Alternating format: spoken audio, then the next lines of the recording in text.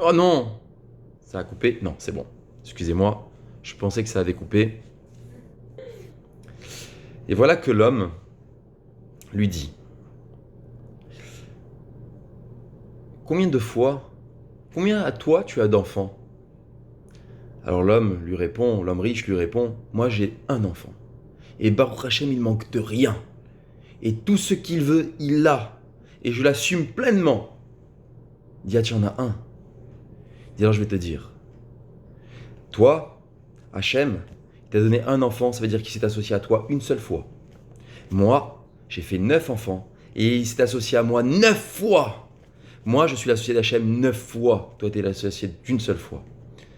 L'homme riche entend la réflexion pertinente, résonne à son esprit.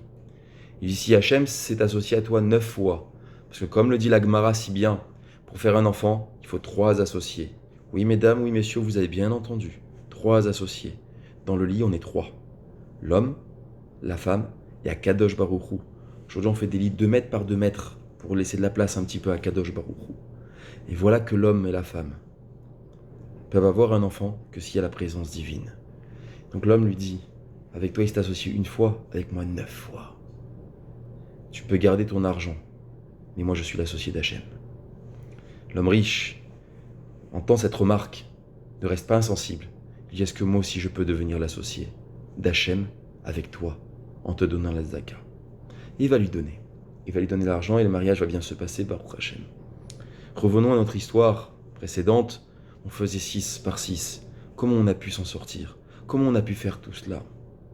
Mais plus que cela, je vais rajouter encore sur la question. Voilà que des fois, on pouvait se tromper de nom ou de prénom. On pouvait même confondre. On pouvait même faire des erreurs d'éducation. Pourtant, tout le monde est sorti d'Égypte. Mais la question fondamentale qu'on doit se poser ce soir, à la sortie d'Égypte, quand on est sorti, combien de temps, nous, avec nos 2 enfants et demi, ou nos 4 enfants, ou nos 3 enfants et notre chien et chat, combien de temps on aurait mis, combien de temps on mettrait à faire nos affaires, nos bagages, notre voiture, nettoyer la maison avant de partir, pour partir en vacances? Combien de temps ça nous prend? Eux, ils sont sortis avec une famille, une tribu entière, à une allure incroyable. Qu'est-ce qui se passe dans cet événement-là? Où réside? Et voilà que Rabbi Akiva Eiger répond, Al Zenemar Be'etzem Hayom Hazeh, Em Yatsu Mitzrayim Beseder Mofti. On est sorti, et la sortie est un miracle.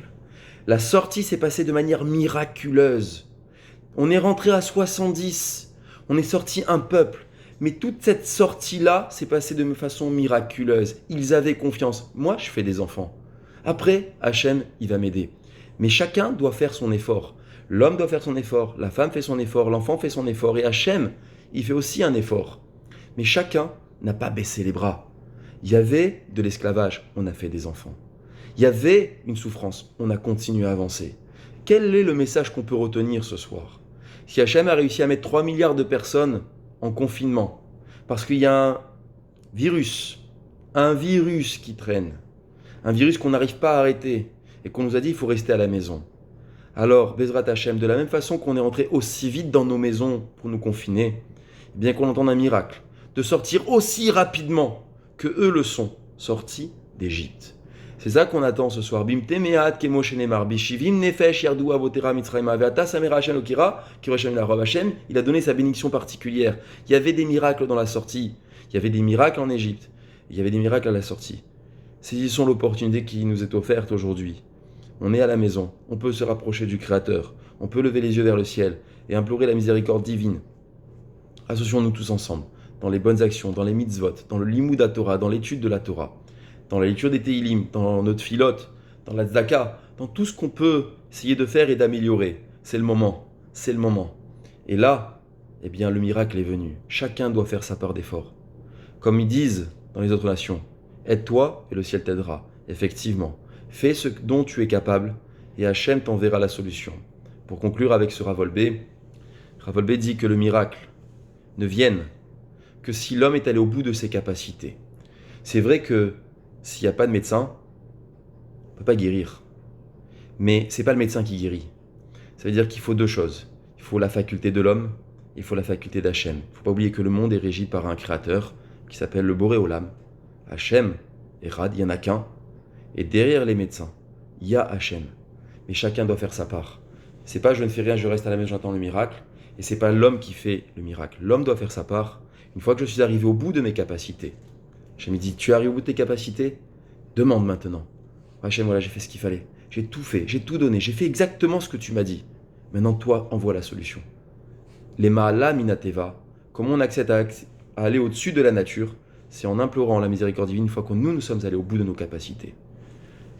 J'espère que nous irons tous au bout de nos capacités et qu'on puisse, avec l'effort commun, communautaire, collectif, faire en sorte que la miséricorde divine se déverse dans le monde entier et que aussi rapidement qu'on est rentré, on puisse sortir de ce confinement et retrouver une vie agréable, une vie plus sereine, une vie communautaire, une vie familiale et embrasser nos proches que nous avons tant langui et nous vous avons langui. Bonne soirée, bon cours et à très bientôt. Réfoua chez les mots malades, qu'on entende de bonnes nouvelles. Rosh Chodesh Mevorach.